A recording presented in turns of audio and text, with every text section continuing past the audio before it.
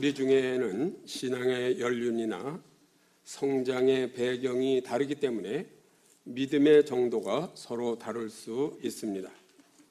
이 로마서 14장은 하나님 나라 안에도 믿음의 분량의 차이가 있음을 인정해서 자기와 다르다고 서로 비판하지 말며 그리스도 안에서 서로 존중하라는 그런 내용의 말씀입니다. 그래서 화평을 이루어내라 하는 것이 오늘 로마서 14장에 있는 말씀입니다. 로마서 1장부터 13장까지는 개인은 어떻게 구원을 얻을 수 있으며 인류는 어떻게 구원을 얻을 수 있는가를 설명했습니다. 그런데 이제 14장부터는 비교적 작은 문제를 다루고 있습니다. 14장 전체가 먹는 문제입니다. 그러나 작은 문제라고 해서 절대로 소홀히 할 수는 없는 것입니다. 왜냐하면 작은 일에 실패하면 결코 큰 일에도 성공할 수 없기 때문입니다. 큰 일도 무너집니다. 먼저 로마서 14장 1절을 보시겠습니다. 같이 보십니다. 시작. 믿음이 연약한 자를 너희가 받되 그의 의견을 비판하지 말라. 이 말씀은 14장 전체의 정신입니다. 교회 안에는 믿음이 강한 사람만 있는 것이 아니라 믿음이 연약한 사람도 있습니다. 믿음이 연약한 사람들의 의심하는 것, 즉 왜 그리스도인들은 술을 먹지 말고 담배를 피우지 말아야 하는가, 이렇게 여러 가지 문제의 질문들이 있을 수 있습니다.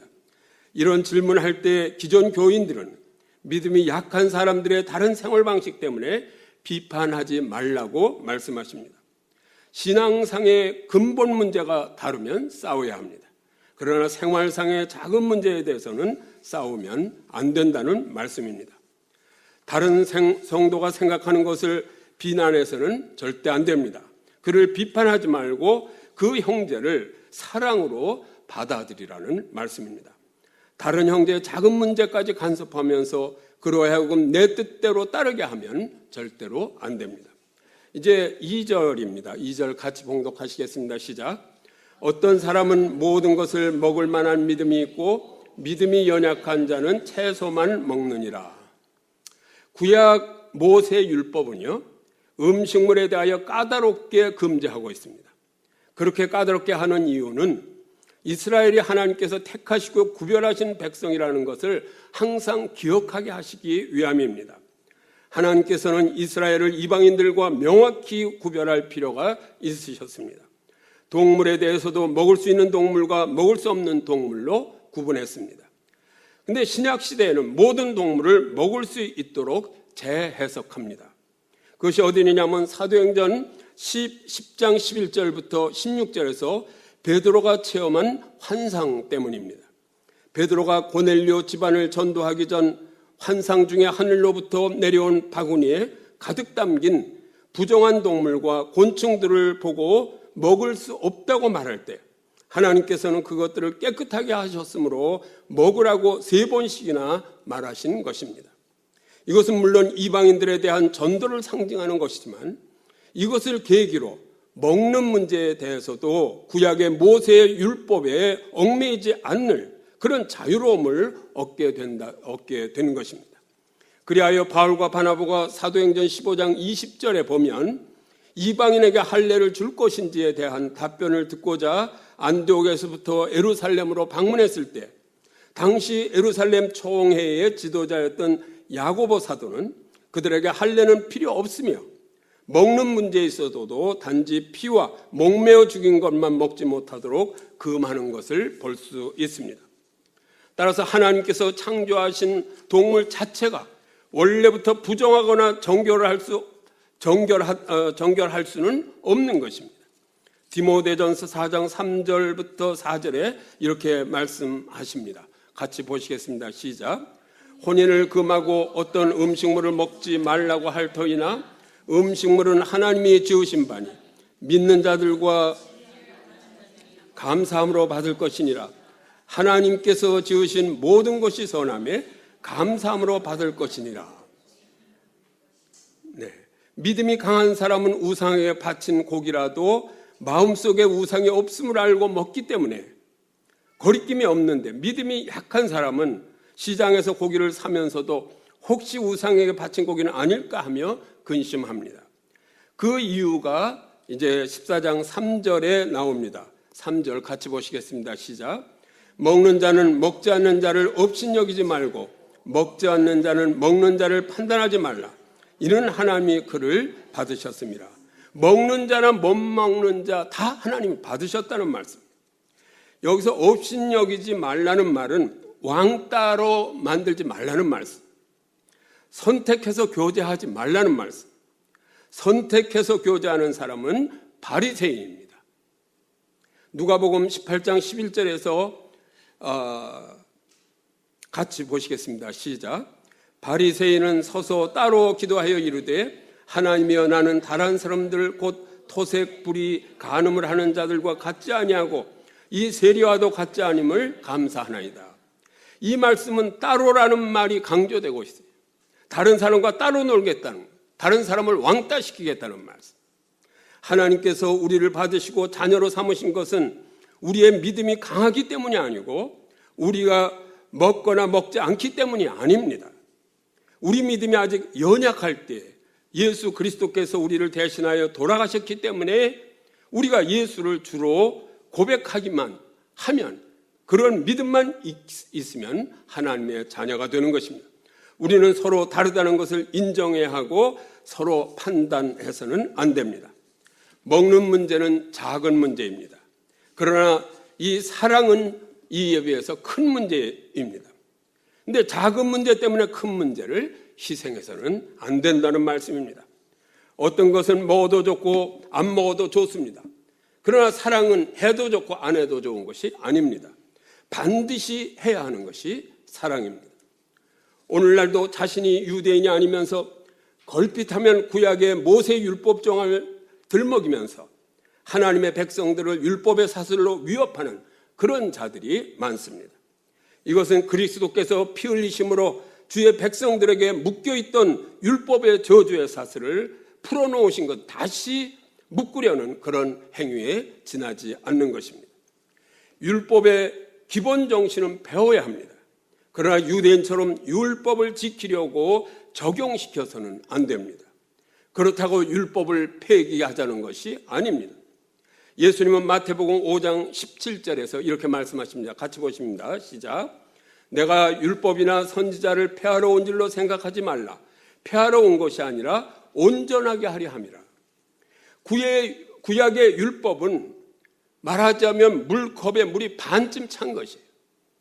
그러니까 예수님께서 여기서 폐하러 온 것이 아니라 온전케 하다.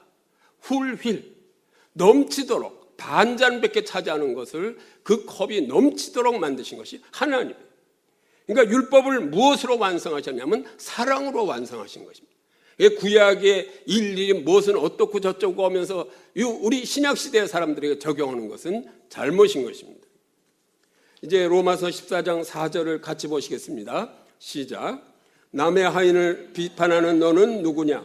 그가 서 있는 것이나 넘어지는 것이 자기 주인에게 있으며 그가 세움을 받으리니 이는 그를 세우시는 권능이 주께 있습니다.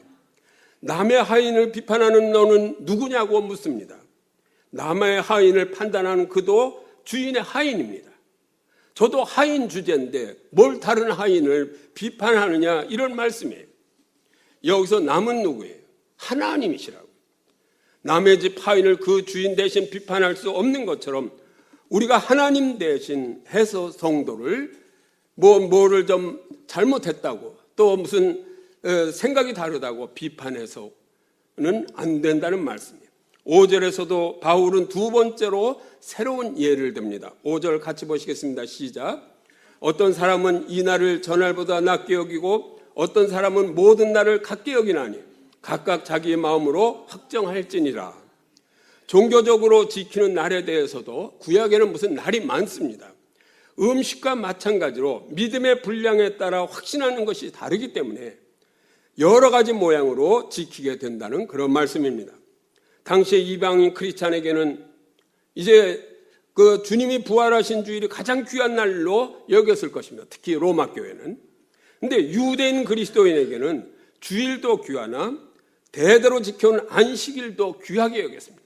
그러니까 초대교회에서는 안식일도 지키며 주일 예배도 드렸어요. 또 어떤 사람에게는 우리 인생에게 주신 모든 날이 다 귀하다 이렇게 생각하는 사람도 있습니다. 요즘도 마찬가지입니다. 주일 이 예배를 대예배라고 해요. 저녁 예배, 또 무슨 수요 예배에서 아주 하찮은 예배로 하는 것 잘못입니다. 대예배가 어디 있고 소예배가 어디 있습니까? 수요 예배는 하나님이 안 받으시고 새벽 예배는 하나님이 안 받으십니까? 그건 소예배입니까? 그런 거 잘못된 거예요.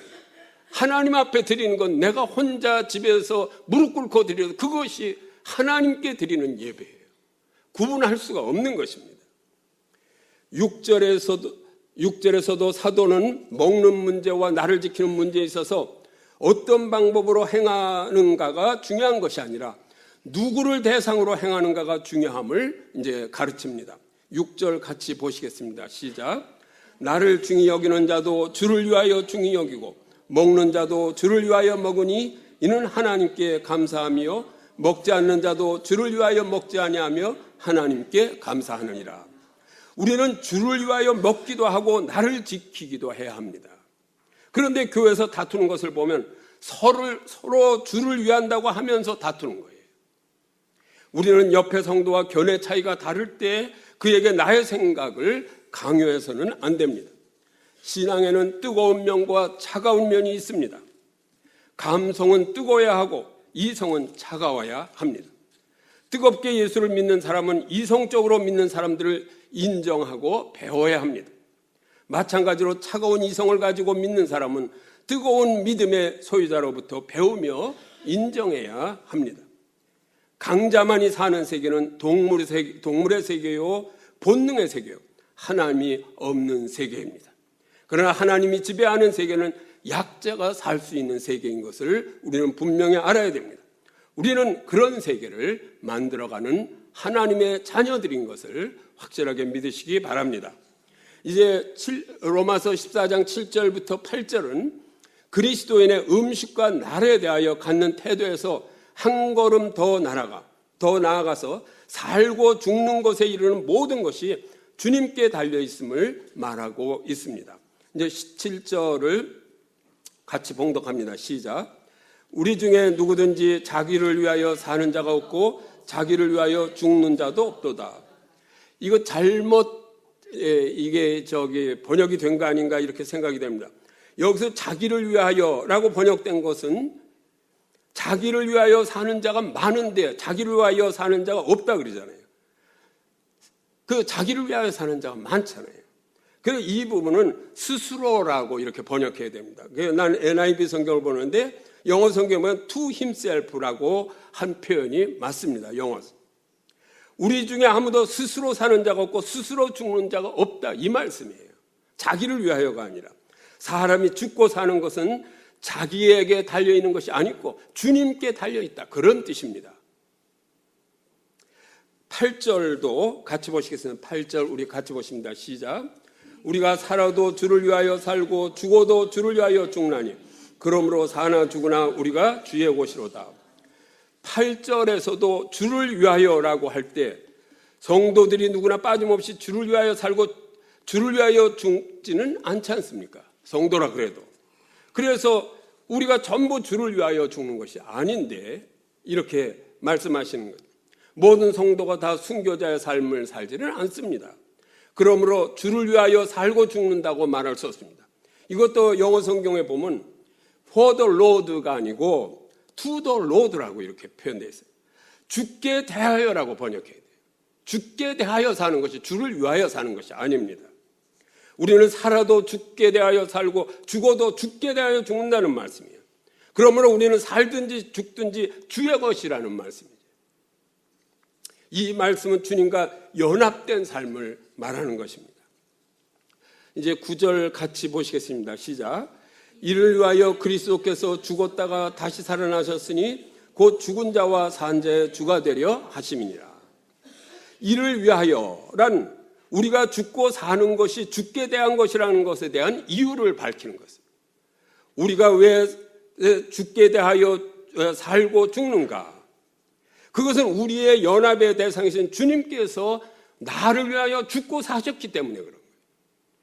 그래서 우리는 주님 안에서 함께 살고 죽는다는 그런 말씀인 것입니다.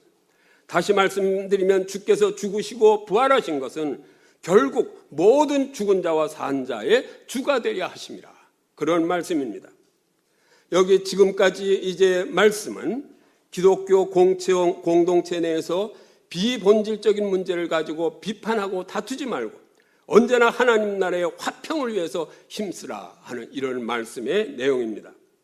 이제 지금 로마서 14장 이제 10절부터 16절은 다시 한번 형제를 비판하지 말 것을 권고하면서 그 까닭이 모든 자는 마지막 날에 그가 행한 것에 대하여 하나님 앞에서 심판을 받게 될 것이므로 우리가 미리 하나님의 심판을 대신하는 것처럼 형제를 판단할 수 없기 때문이라고 말씀하는 것입니다. 그럼에도 불구하고 우리가 형제를 비판하고 판단하면 형제를 판단한 그것으로 인해서 오히려 우리가 하나님께로부터 심판인을 받게 될지 모른다고 이렇게 말씀하시는 내용입니다. 이제 10절을 같이 보시겠습니다. 시작. 내가 어찌하여 형제를 비판하느냐, 어찌하여 네 형제를 업신여기느냐, 우리가 다 하나님의 심판대 앞에 서리라. 여기서 심판이라는 말씀이 나옵니다. 이 심판은 최후의 심판을 말씀하시는 것입니다. 로마서 2장 6절에 보면 최후의 심판은 하나님의 공의를 드러내는 심판입니다. 우리는 심판을 너무 쉽게 여기는데 그렇지 않습니다. 오늘 말씀 잘 들으십시오. 이제 로마서 2장 6절 다시 한번 보면 하나님께서 각 사람에게 행한 대로 보응하시되, 이렇게 행한 대로 심판하십니다. 우리는 행위에 대해서 심판하는 것을 전혀 이제 은혜만 강조하고 사랑만 강조하다가 이것을 잊어버릴 때가 많아요. 행위대로 심판하신다고 분명히 말씀하십니다. 따라서 하나님께서는 무조건 구원하시고 무조건 처벌하는 것이 아니라 믿고 믿지 않음을 막론하고 믿는 자나 믿지 않는 자나 각자가 선악간의 한 일에 대해서 생명책과 다른 책을 통해서 일일이 확인하고 심판하신다고 말씀하십니다. 그 말씀을 지금부터 말씀을 찾아서 한번 같이 보십시다. 그 심판의 결과로 영생의 상을 줄 수도 있고 지옥 불못에 던질 수도 있는 그런 심판이 이제 최후의 심판입니다. 마태복음 7장 22절입니다. 같이 보시겠습니다. 시작. 그날에 많은 사람이 나더러 이르되 주여 주여 우리가 주의 이름으로 선지자 노릇하며 주의 이름으로 귀신을 쫓아내며 주의 이름으로 많은 권능을 행하지 아니하였나이까 하리니. 주여 주여 하면서 주님 이름으로 별거 다 했어요. 권능도 나타내고 병자도 낫게 죽은 자를 살리기도 했어요. 그러나 23절 같이 보시겠습니다. 시작. 그때 내가 그들에게 밝히 말하되 내가 너희를 도무지 알지 못하니 불법을 행하는 자들아 내게서 떠나가라 하리라. 아무리 주여 주여 하고 여러 가지 일을 하고 교회를 크게 했어도 불법을 행하는 자들아, 선을 행하지 않는 자는 하나님께로부터 떠나간다는 거죠. 지옥으로 보낸다는 말씀입니다. 이것이. 마태복음 25장 31절부터 46절은 바로 최후 심판하는 그런 장면입니다. 이걸 그렇게 읽어보셨습니까? 예수님께서 최후 심판하시는 것이 좀 길지만 같이 보시고 어떻게 심판하시나 보십시오. 같이 보십니다. 시작. 인자가 모든 천사와 함께 올 때에 자기 영광의 보좌에 앉으리니 모든 민족을 그 앞에 모으고 각각 구분하기를 목자가 양과 염소를 구분한 것 같이 하여 양은 그 오른편에 염소는 그 왼편에 두리라. 그때 임금이 그 오른편에 있는 자들에게 이르시되 내 아버지께 복받을 자들이여 나와 창세로부터 너희를 위하여 예비된 날을 상속받으라. 내가 죽을 때에 너희가 먹을 것을 주었고 목마를 때에 마시게 하였고 나그네 되었을 때에 영접하였고 헐벗었을 때에 옷을 입혔고 병들었을 때에 돌보았고 옥고에 갇혔을 때 와서 보았느니라. 이에 의인들이 대답하여 이르되 주여 우리가 어느 때에 주께서 줄이신 것을 보고 음식을 대접하였으며 목마른 것을 보고 마시게 하였나이까. 어느 때에 나그네 되신 것을 보고 영접하였으며 헐벗으신 것을 보고 옷 입혔나이까. 어느 때에 병드신 것이나 옥에 갇힌 것을 보고 가서 배웠나이까 하리니 임금이 대답하여 이르시되 내가 진실로 너에게 이르노니 너희가 여기 내 형제 중에 지극히 작은 자 하나에게 한 것이 곧 내게 한 것이니라 하시고 또 왼편에 있는 자들에게 이르시되 저주를 받는 자들아 나를 떠나 마귀와 그 사자들을 위하여 예비된 영원한 불에 들어가라.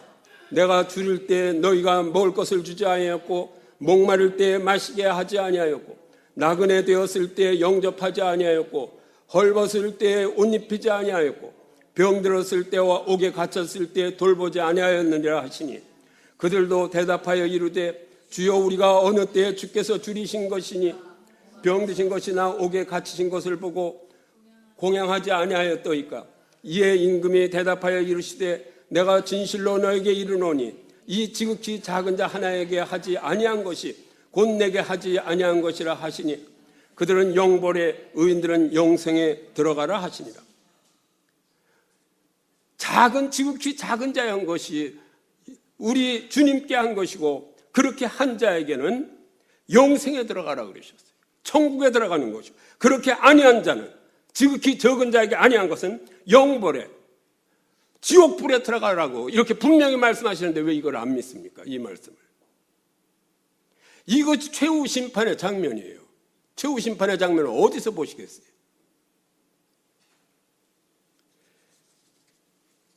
누가 심판하시는가? 조금 안심이 됩니다.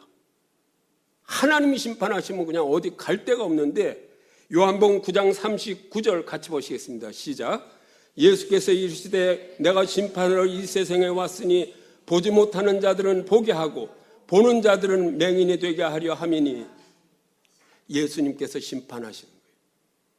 그리고 우리가 주여 주여 그렇게 부르짖던 나의 죄를 대신해서 죽어주셨던 그 사랑의 주님께서 심판하시기 때문에 그래도 우리에게 위로가 되는 것이지만 칼빈도 기독교 강요에서 심판은 믿고 안 믿는 것을 떠나서 단번에 이루어지는 최후의 심판이라고 이렇게 오늘 이 말씀을 증거하고 있습니다.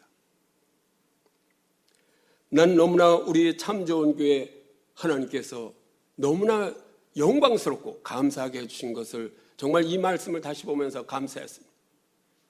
우리가 20명 내외의 작은 교인이었지만 저 지금 물이 찼던 지난 주일에 말씀드렸죠. 물이 천정까지 어떻게 잘못해서 찬 그 교회에서 우리 어떤 때는 똥물이 흐르는 그곳에서 예배를 드렸지만 여러분 우리 참 좋은 교회 성도님들은 전 수입의 반을 어렵고 힘든 자, 작은 자에게 우리는 베풀며 살았습니다. 하나님이 기뻐하셔서. 그리고 나그네를 도왔습니다. 우크라이나에서 온 러시아 사람들을 도와서 그들이 그곳에서 기뻐하며 예배를 드리게. 그래서 그 콘스탄틴 목사가 그렇게 얘기하잖아요. 그것 때문에 하나님께서 더 큰 곳을 이렇게 상으로 주셨다고. 얼마나 감사한 일입니까? 또 이곳에서 하나님께서 우리와 함께 하시며 할 일을 생각하면 너무나 감사한 거예요. 난 이 거룩한 주일에 그렇게 많이 오시지 않아도 됩니다. 우리는 주중 사역이 중요합니다. 그래서 이제 이 국제교회가 아주 중요한 사역입니다. 우리 교회에서는. 제가 국제교회 이게 서로 토론할 때 얘기했습니다. 이게 사실인지 모르는데 한 20여 년 전에 유아대학에서 졸업할 때 어느 여왕이 참석했다고 합니다. 왜냐하면 그 나라 공주가 졸업을 했기 때문에. 그 공주가 졸업할 때까지 복음을 전하지 못하는 이유와는 책임져야 될 것입니다. 그 나라의 선교사가 100명 아니야 1000명이 가도 그 공주를 만나나 볼 수 있습니까? 여기까지 와서 그들에게 그 차 한 잔 대접하면 감사하면서 주를 받았을 텐데 왜 그때 복음을 전하지 못했나요? 3년 전에 서강대학에서는 몽골 대통령 아들이 졸업을 했습니다. 서강대 그 그리스도인들은 그 몽골 대통령 아들이 거기서 공부하는 동안 뭐 했습니까? 선교는 가서 뭐 합니까? 몽골에 가서. 대통령 아들을 가면 만날 수 있습니까? 이것이 우리가 국제교회를 설립하는 이유고 이제는 나가는 것이 아니라 여기서 우리로 땅끝까지로 복음을 전하게 하시는 것을 믿으시기 바랍니다. 이것이 국제교회를 설립하는 이유입니다. 많은 사람들이 지금 이곳에 유학생으로 와 있습니다. 특히 연대, 이대에 아주 많은 유학생들이 있는데 이들에게 복음을 전해야 되지 않습니까? 우리가 일본 학생 다케라는 학생에게 복음을 전해서 그 다케가 일본에 가서 자기 그 대학에서 새벽 기도를 시작하지 않았습니까? 작년입니다. 베트남에서 31살 된 의사며 의대 교수가 서울대 병원으로 실습차 6개월 동안 왔어요. 서울의대 박재영 교수가 저한테 부탁을 했어요. 대사단에 좀 이 사람을 넣고 우리가 복음을 전하자. 그래서 제가 대사단 생활비 안 받겠습니다. 6개월 동안. 그랬더니 아니라고, 이건 서울대 병원에서 드리는 거니까 이건 받으라고. 그래서 그 25만 원씩 그건 안 받는 힘 잡고 그 김효심 간사가 있을 텐데 너는 이것을 가지고 저 사람에게 친절하게 대하라. 그냥 뭐 핸드폰이 없으니까 핸드폰도 사주고 뭐 이렇게 친절하게 하니까 3개월 만에 완전히 예수 그리스도를 믿고 베트남으로 갔습니다. 이것이 우리 교회에서 하는 일입니다. 여기서 1000명, 10,000명이 모여도 이런 일 못하면 무슨 의미가 있어요? 심판 때에.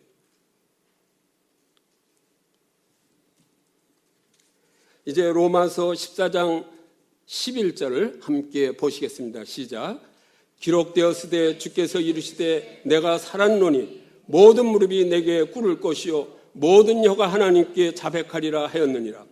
주님께서 심판주가 되심을 단적으로 말씀하시는 것이, 여기서 기록하였으되는 이사야 45장 23절을 인용한 말씀입니다. 내가 나를 두고 맹세하기를 내 입에서 공의로운 말이 나갔은즉 돌아오지 아니하리니 내게 모든 무릎이 꿇겠고 모든 혀가 맹세하리라 하였노라. 이 말씀을 인용한 말씀입니다. 이제 12절을 함께 보시겠습니다. 시작. 이러므로 우리가 각 사람이 자기 일을 하나님께 직구하리라. 12절은 앞에 11절을 포함하여 모든 자가 심판을 받을 것이라. 그러니까 하나님께 직구하리라. 자기 죄를 직구할 것입니다. 자기가 한 일에 대해서. 이거 최후의 심판날이에요. 다음 13절 같이 보십니다. 시작. 그런즉 우리가 다시는 서로 비판하지 말고 도리어 부딪힐 것이나 거칠 것을 형제 앞에 두지 아니하도록 주의하라. 다시는 서로 비판하지 말라고 말씀하시는 거예요. 위에서와 같이 각자가 심판받을 때 자기 입으로 자기 한 일에 대하여 이제 자수할 것이기 때문에 우리가 미리 내 옆에 있는 사람을 판단할 필요가 없다는 말씀이에요. 심판을 주님께 맡기라는 말씀입니다. 그 대신 우리가 할 일은 믿음이 연약한 형제가 실족하지 않도록 먹는 것이나 나를 지키는 문제 등에 대해서 함부로 하지 말라고 이렇게 조심하라고 말씀하시는 거죠. 이은미 목사라고 제가 같이 서울대학에서 사역하던 목사가 깜짝 놀랐어요. 그분은 성결교회인데 우리 장로교 이제 주준태 목사님이 총회장 하시는 그 고신측 교회에 가서 전도사를 했대요. 주일 학교를 가르쳤는데 이렇게 나가다 보니까 주일 학생이 이제 구멍가게에서 주일날 사탕을 사서 이렇게 물다가 전도사님 저 아무것도 안 샀어요. 그리고 이 뒤로 이렇게 숨기면서 거짓말을 하더라고요. 왜냐하면 그 교단에서는 주일날 뭐 사 먹으면 안 되기 때문에. 이렇게 해서는 안 됩니다. 이것이.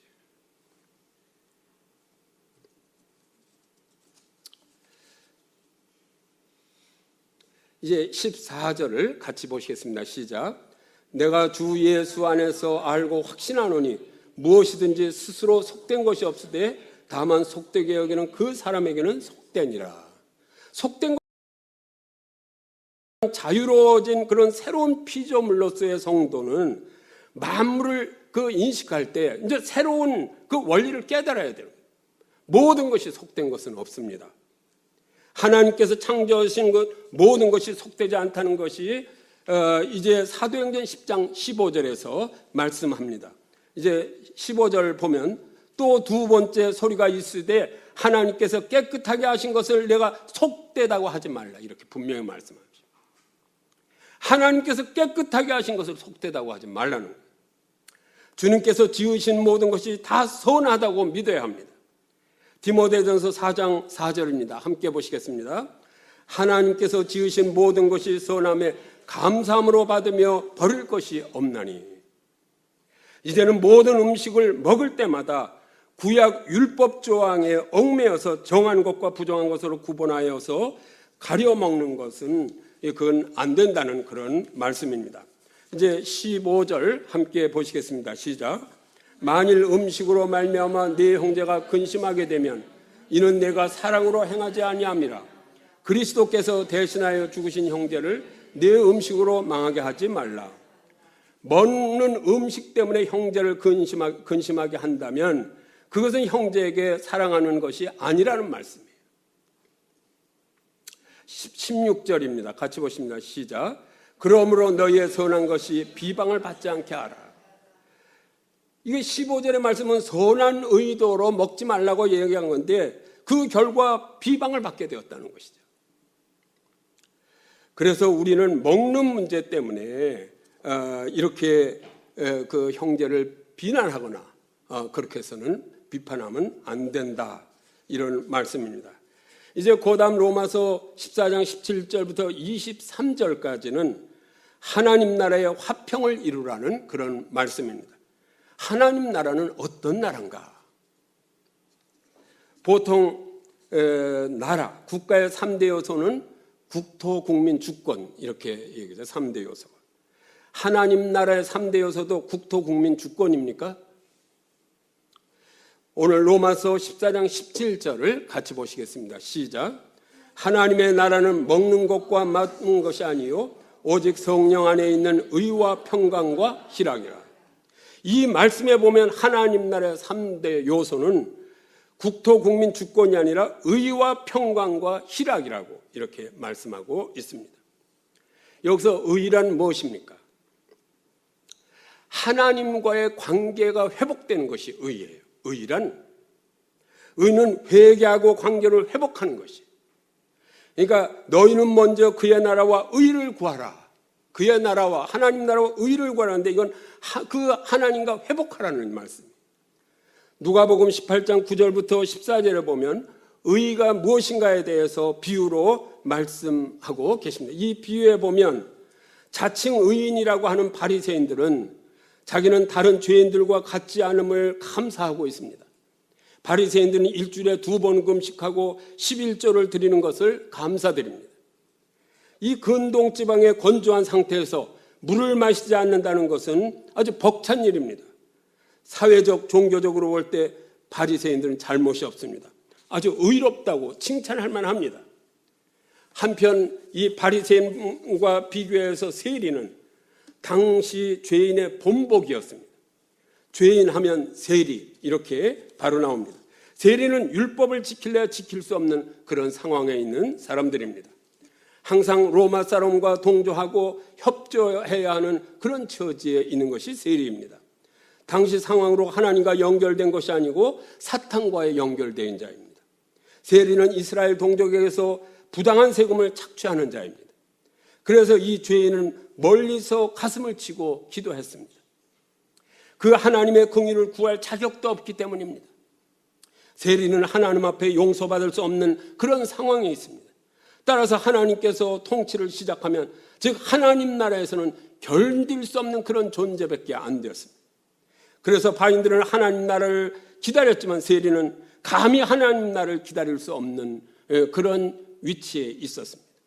그런데 예수님의 비유의 결론은 뭐라고 말씀하십니까? 세리가 바리새인보다 의롭다 하심을 받고 집에 내려갔다 이렇게 말씀하고 있습니다. 하나님 나라의 의는 이것이에요. 회개하고 관계가 회복되는 것이 의입니다.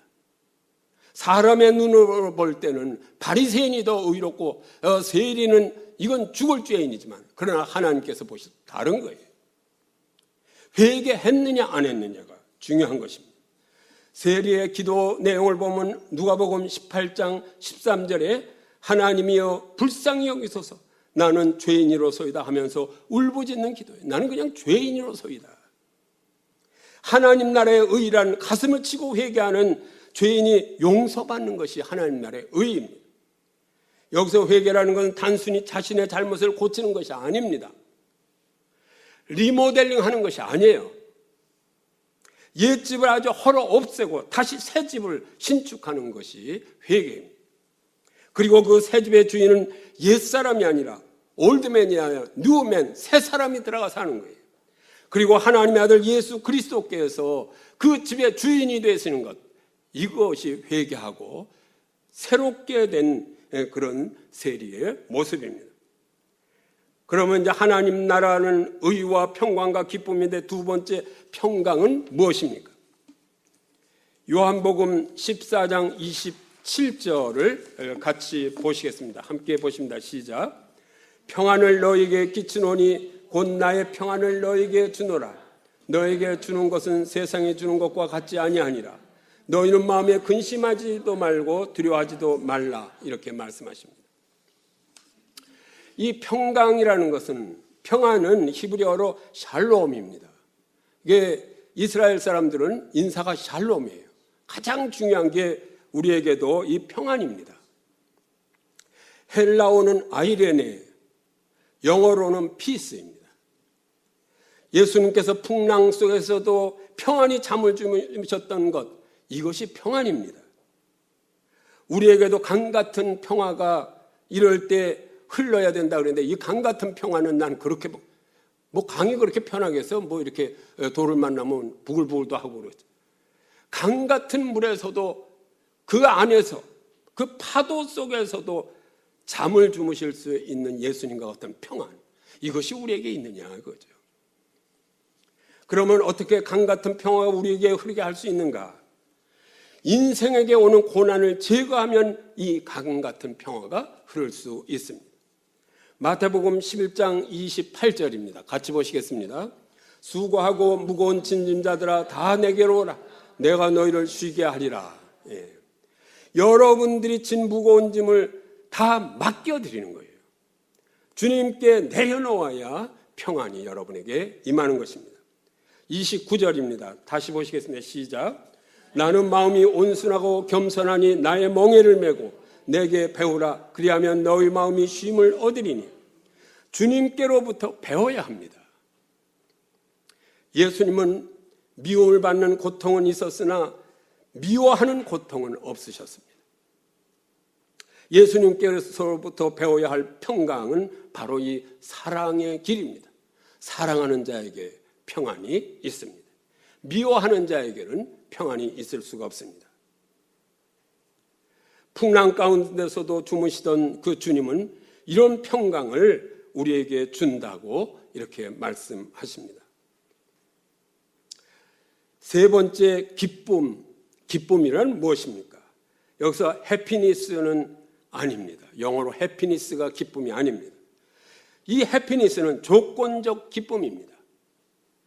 돈이 생기면 기쁘고 건강해야 기쁘고 성공해야 기쁜 것은 해피니스입니다.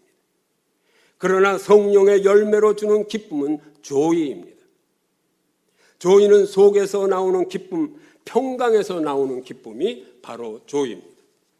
이는 오직 성령 안에서 이루어지는 기쁨을 말씀하고 있습니다. 이제 복음이 굿뉴스 아닙니까? 굿뉴스가 내 안에 있는데 나의 삶에도 항상 굿이 될 줄 믿으시기 바랍니다. 이번 주도 좋은 일이 성도 여러분에게 생길 줄 믿으시기 바랍니다. 좋은 일이 생길 줄 알았는데 나쁜 일이 생기면 그때는 더 좋은 일이 생길 줄 믿으시기 바랍니다. 참 좋은 일이 생길 줄 믿으시기 바랍니다. 우리 그리스도인들은 하나님 나라의 백성으로서 의와 평강과 희락을 소유한 자들입니다. 18절입니다. 18절 같이 보시겠습니다. 이로써 그리스도를 섬기는 자는 하나님을 기쁘시게 하며 사람에게도 칭찬을 받느니라. 우리는 하나님 나라의 백성으로서 의와 평강과 희락을 가지고 하나님을 기쁘게 해드리며 사람들에게 칭찬을 받고 사는 그런 백성입니다. 19절 봅니다. 시작. 그러므로 우리가 화평의 일과 서로 덕을 세우는 일을 힘쓰나니 19절에서도 사도는 그러므로 우리는 하나님 나라의 백성이므로, 그러므로는 하나님 나라의 백성이로 당연히 화평과 덕을 세우는 일에 힘쓰라고 권면하는 것입니다. 20절 보시겠습니다. 시작. 음식으로 말미암아 하나님의 사업을 무너지게 하지 말라. 만물이 다 깨끗하되 거리낌으로 먹는 사람에게는 악한 것이라. 여기서 하나님의 사업은 무엇을 말하는 거예요? 하나님의 사업을 무너지게 하지 말라 그랬는데, 요한복음 6장 29절에 보면 하나님께서 보내신 일 믿는 것이 하나님의 일이라고 그랬어요. 하나님께서 보내신 일, 예수 그리스도를 믿는 것이 하나님의 사업입니다. 주님을 믿게 하여 구원하게 하는 것, 이것이 하나님의 일입니다. 하나님의 일은 다른 것이 아닙니다. 로마서 14장 21절에도 함께 보시겠습니다. 시작. 고기도 먹지 아니하고 포도주도 마시지 아니하고 무엇이든지 내 형제로 거리끼게 하는 일을 아니함이 아름다우니라. 21절에 다시 한번 연약한 형제의 믿음에 상처를 주지 말고 그들의 실족하지 않도록 배려하기 위해서 자신의 자유를 제한하라고 권면하는 말씀. 고기도 먹지 않고 포도주도 먹지 아니하고라는 말은 자신의 음식 먹는 자유도 좀 제한하라는 그런 말씀입니다. 가끔 그리스도인 중에는 왜 술을 먹으면 안 되느냐고 묻는 사람이 있습니다. 저는 처음 교회 나오는 사람은 술을 좀 끊지 말고 먹으면서도 교회는 나오라고 권면합니다. 또 담배 피는 사람은 교회에서는 좀 안 되지만 담배를 피더라도 일단은 교회에 이렇게 출석해야 됩니다. 그렇지만 그걸 비난해서는 안 됩니다. 처음 나오는 사람. 우리 그리스도인의 확신을 가진 사람은 술과 담배 이런 거 해서는 안 됩니다. 왜 그럴까요? 구약에서 술을 금지하는 규정이 민수기 6장 3절에 있습니다. 같이 보시겠습니다. 포도주와 독주를 멀리하며 포도주로 된 초나 독주로 된 초를 마시지 말며 생포도나 건포도를 먹지 말지니 이것은 나시린의 법입니다. 나시린으로서. 신약에서 술 취하지 말라고 했지 전혀 마시지 말라고 하지는 않았다고 주장하는 사람들이 있습니다. 그러니까 술 조금 마셔도 되지 않느냐? 목사도 술을 좀 마셔도 되지 않느냐? 장로도 좀 마셔도 되지 않느냐? 그렇지 않습니다. 목사와 장로, 집사는 술 취하면 술 마시면 안 됩니다. 초신자는 마셔도 돼요. 왜냐하면 우리는 현대 지금 나시린입니다. 우리는 세상 사람과 구별돼서 거룩한 백성으로 택함을 받은 현대의 나시린 아닙니까 우리가? 우리는 구별된 자로서 구약으로 비하면 바로 나시린이기 때문에 술 취하지 않고 담배 피우면 안 되는 거죠. 이제 14장 22절 같이 보시겠습니다. 시작. 내게 있는 믿음을 하나님 앞에서 스스로 가지고 있으라. 자기가 옳다 하는 바로 자기를 정죄하지 아니하는 자는 복이 있도다. 내게 있는 믿음을 하나님 앞에서 스스로 가지고 있으라는 거예요. 이는 강한 믿음을 가진 자나 약한 믿음을 가진 자 다 같이 해당되는 말씀이에요. 양심에 부끄러움이 없는 자신의 믿음에 대해서 확신을 가지라는 말씀이에요. 따라서 23절은 믿음을 근거로 양심의 판단에 따라서 행하지 아니하면 그로 인해서 정죄를 받는다는 말씀이에요. 이제 23절 같이 보시겠습니다. 시작. 의심하고 먹는 자는 정죄되었나니 이는 믿음을 따라 하지 아니하였기 때문이라. 믿음을 따라 하지 아니하는 것은 다 죄니라. 우리는 믿음을 따라서 모든 것을 하시기 바랍니다. 우리는 하나님의 택한 백성이에요. 구별된 나시린입니다. 그렇다고 처음 믿는 사람들이 술 좀 마신다고 담배 좀 피운다고 비난해서는 안 됩니다. 우리는 나시린이기 때문에 우리는 술과 담배를 절대로 해서는 안 됩니다. 참으로 오늘 주신 말씀에 이 가장 작은 문제를 가지고 하나님의 자녀들, 하나님의 택한 백성을 넘어지게 하는 그런 일이 없도록 축복받는 그런 하나님 나라의 백성 되시기를 간절히 축원합니다. 함께 기도드리시겠습니다. 할렐루야. 거룩하시고 감사하신 아버지 하나님, 우리를 거룩한 주 예수 그리스도의 보혈의 피로 모든 죄를 사해 주시고 하나님의 자녀 삼아 주시고 거룩한 백성으로 삼아 주시니 감사합니다. 그렇다고 해서 우리가 믿음이 약한 자를 비난할 때도 많고 믿지 않는 자들도 비난할 때가 많았었는데 주님 저희를 용서하여 주시옵고 우리가 서로 비난하지 않고 화평한 가운데 사랑하는 원수까지도 사랑하는 저희들 되도록 축복하여 주시옵소서. 우리 주 예수 그리스도의 이름으로 기도드리옵나이다. 아멘. 우리